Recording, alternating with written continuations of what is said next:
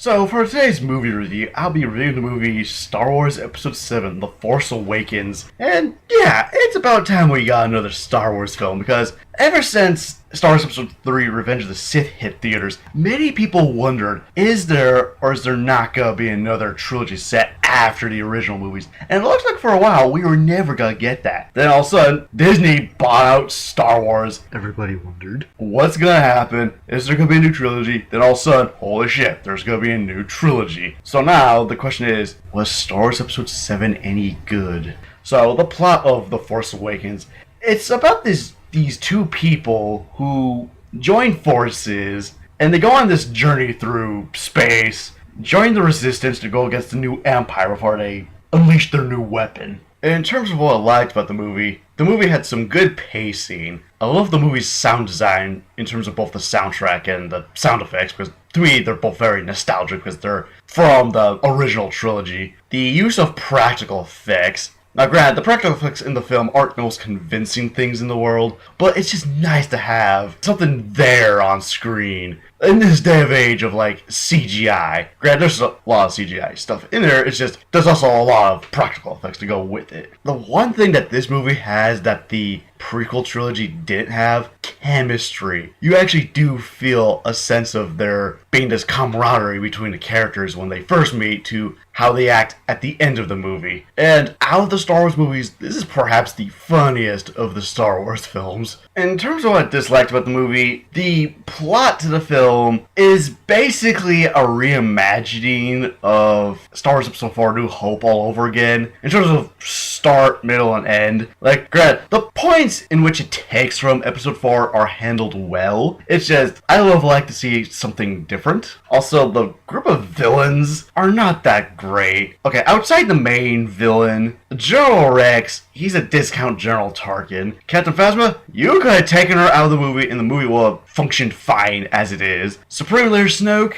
okay, in terms of his physical design, it's the most unoriginal thing in a Star Wars movie I've seen. Like, if I had to describe it, he looks like Voldemort if Voldemort had black eyes, a nose, more wrinkles, and that's your main villain. Not the most original thing ever. And there's some parts where it just slams on the character introductions, because it's like, okay, 20 minutes in, we get introduced to this character from the original trilogy. 20 minutes later, we get introduced to this character from the original trilogy. Another 20 minutes later, we get introduced to these characters from the original trilogy.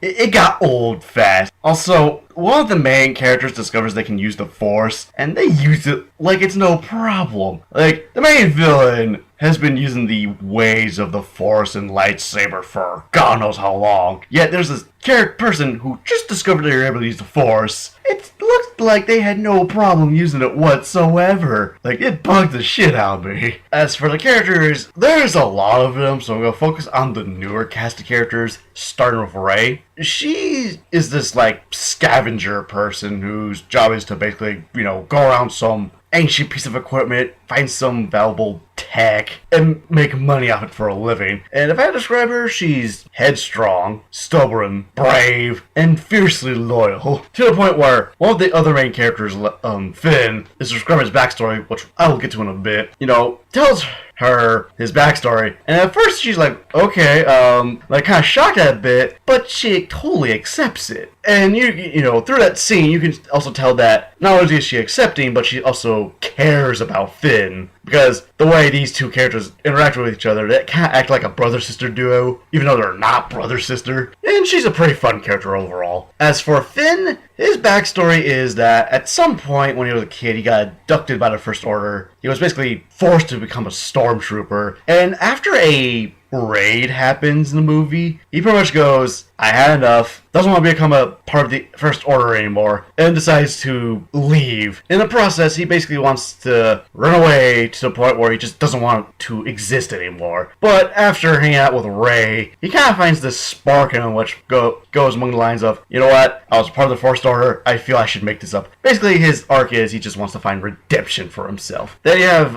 Poe, I think that's his name, and basically I can just sum up this guy with 3 statements. First of them being, he's the quote-unquote best X-Wing fighter pilot in the galaxy. Second, if this guy actually existed, I wouldn't mind hanging out with him, because the way he interacts with some of the characters, he seems like a pretty chill guy. And which leads me to my third thing, which is, despite being probably one of the coolest characters in the movie, he doesn't really have that much on-screen appearance. Like, I think he appears like maybe 3 times throughout the whole movie. Granted, they're very memorable, but I just wish he had a bit more screen time, that's all. And BB-8 is basically the new R2-D2. Like, yeah, he's fun, but he's the new R2-D2. That's about it. Now, remember when I was talking about the villains earlier and I said how all of them basically sucked? Well, the main villain, Kylo Ren, is that exception, because the statement I'm about to say has both a positive and a negative meaning. And that statement is, Kylo Ren is no Darth Vader. How can it work in a negative way? Well, in a way, Kylo Ren's kind of a Darth Vader knockoff, because, he's got the mask and everything. And, what's the better way to put it? Well, with Darth Vader, he was this big, powerful figure in the Star Wars universe, whereas Kylo Ren, on the other hand, he's just kind of he's threatening, but not to the level of Vader. How that statement can work in a positive manner, he is no Darth Vader, because he views Vader as a form of inspiration. This, I thought, added more dimension to the character. It's just my only problem with the character was, I didn't feel he was that threatening enough. Like, he has moments for sure, but he could have been more terrifying. So, for my final verdict of Star Wars Episode 7, The Force Awakens, even though the movie takes a lot of plot points from Star Wars Episode 4, A New Hope, it's still a pretty good movie, flaws and all. And before we give my final rating, what did everyone else have to say about The Force Awakens?